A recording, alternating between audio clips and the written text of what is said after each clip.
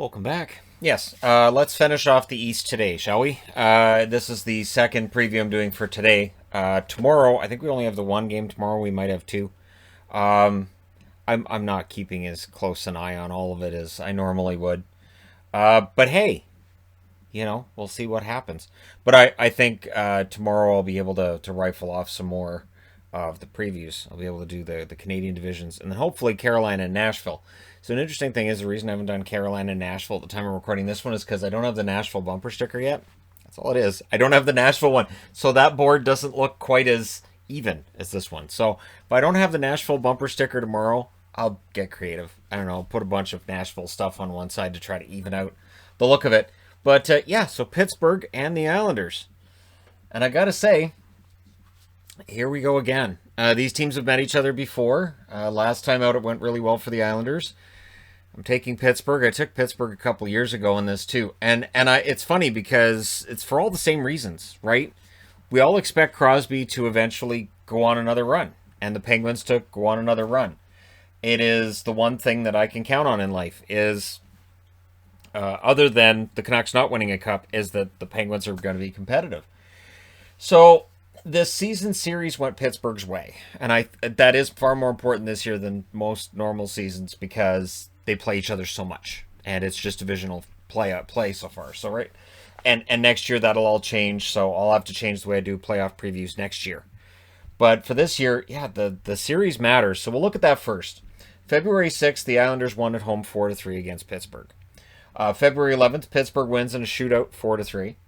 February 18th, Pittsburgh wins at home 4-1, and it just starts to roll from there. Pittsburgh wins February 20th 3-2. February 27th, they win in New York 4-3. That's in overtime. February 28th, the Islanders get a measure of revenge with a 2-0 victory over the Penguins. March 27th, Pittsburgh wins 6-3, and March 29th, Pittsburgh wins 2-1. They won 6 out of 8 between these teams so far this year, and now we go into them meeting at least 4 more times. So they know each other very well. Barry Trotz can adjust. We'll see how he adjusts to this. So the leading scorer for Pittsburgh, stop me if you've heard this one before, is Sidney Crosby. 55 games, 24 goals, 38 assists, 62 points. Jake Gensel, 56 games, 23 goals, 34 assists, 57 points, has proven he is a legit star in his own right. Letang, 55 games played. I'll repeat that. Letang, 55 games played. It's been a very long time since it seems like we've been able to say that he didn't miss more than one game in a season. 7 goals, 38 assists, 45 points. Excellent season for him. The top 3 scorers for the Islanders, Barzal, 55 games played, 17 goals, 28 assists, 45 points. Yes, he would score more if he was on a different team and maybe more offensively minded one at that, but I think he's happy with the Islanders. Bailey, 54 games, 8 goals, 27 assists, 35 points. And Nelson, 56 games, 18 goals, 15 assists, 33 points. Probably their best overall goal scorer. Scoring.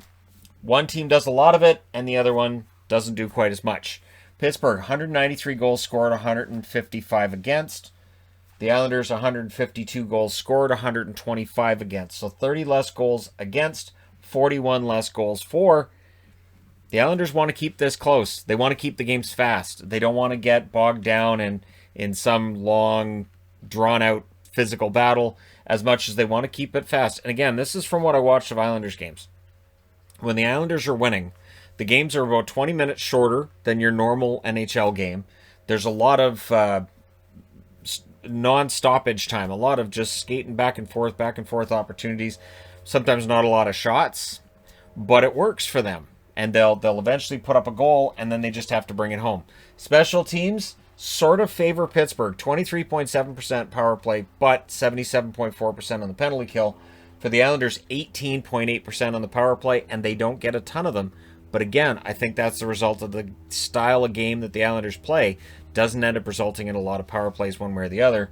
And their penalty kill, 83.7%. So the overall number is right around the same, but it feels like if there's a lot of power plays in this series, Pittsburgh probably gets the advantage there. And Pittsburgh already has a scoring advantage. So the Islanders want to stay out of the box. And again, they likely want to make sure these games are fast and, relatively easy for the referees to call. Goaltending. It's going to be interesting because that should favor the Islanders in this series. So on the Pittsburgh side first, Jari, 25-9-3, 909 save percentage, 2.75 goals against. But DeSmith has better overall numbers. 11-7, so his winning record isn't as good, but 912 save percentage is a 2.54 goals against. So DeSmith has been slightly better, but Jari should be the starter. That being said, how short of a leash does he have? Probably relatively short, because Smith's been good. And Maxime Lagacé doesn't see what the big deal is. He won the only game he played. It was a shutout. Ho-hum. He's the best. So I'm of course kidding, but it's nice when a goaltender does that. You know that someday when he's retired, he can point to that and go, hey, I didn't allow a goal all season. I don't know what those goaltenders' problems was. So on the Islanders side, and again, Varlamov's been fantastic for them. 19-11-4, 929 save percentage, 2.04 goals against. Sorokin started kind of rough, got much better very quickly. A 13-6-3 record, 918 save percentage, 2.17 goals against. If this series is entirely games that are 2-1, 3-2, 2-2-0, that likely favors the Islanders. However, when you look at the season series, Pittsburgh has been able to beat the Islanders at their own game. This should be fun. Wild cards on each side. So on the Pittsburgh side, Kapanen comes in from Toronto, has played very well when he's been in the lineup, and so as long as he's healthy, he could be a player to watch.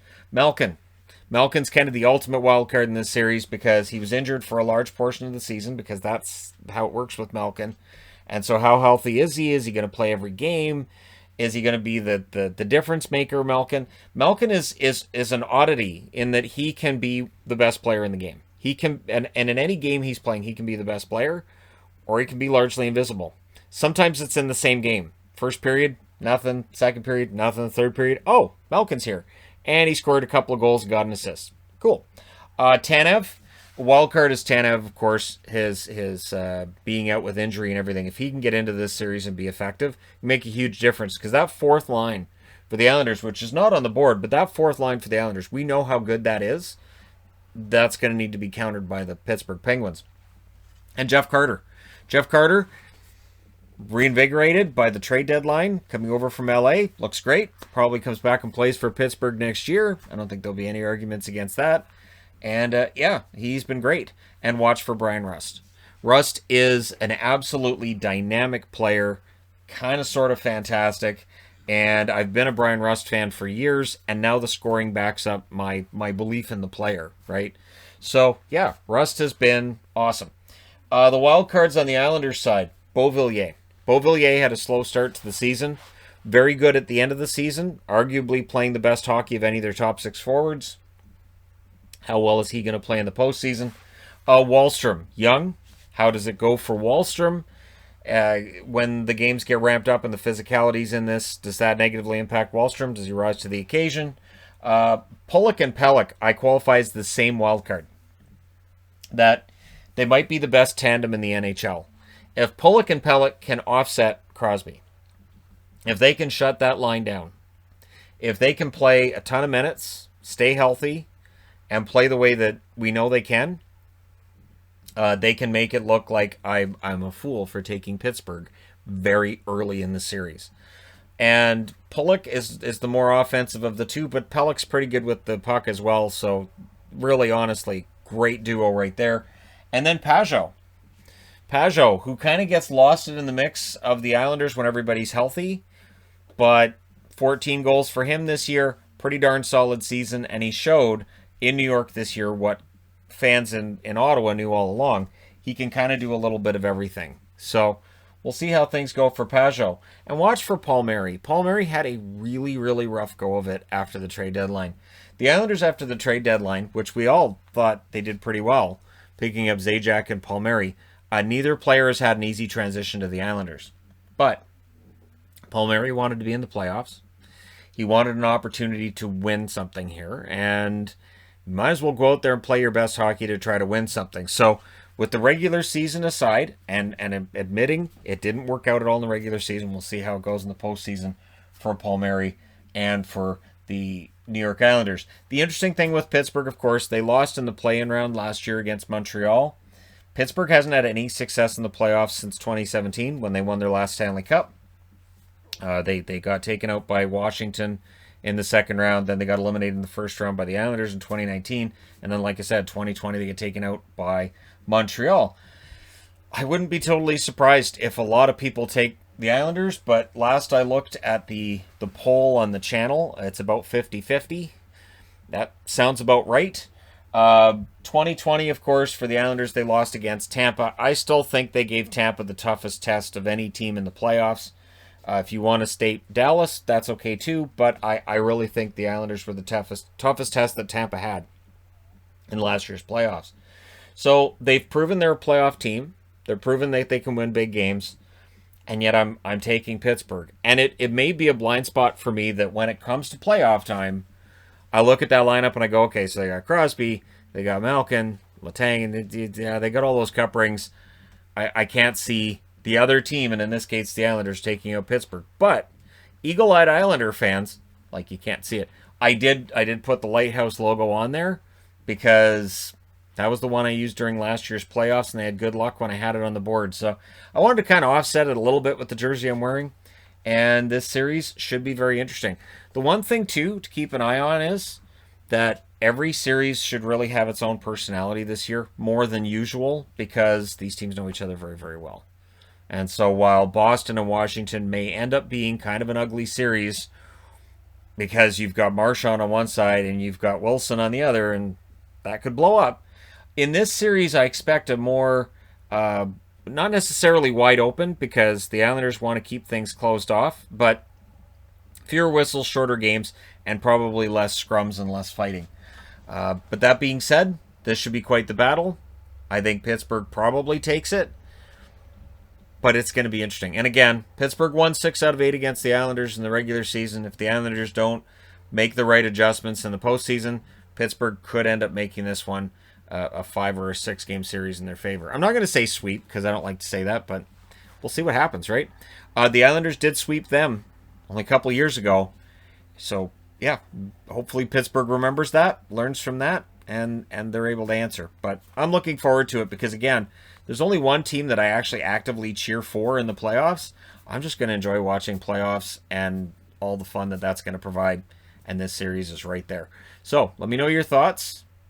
Don't forget to hit like and subscribe if you're browsing your way through. You just happened upon this video. Thank you guys so much for watching, for all your support. I will talk to you again soon.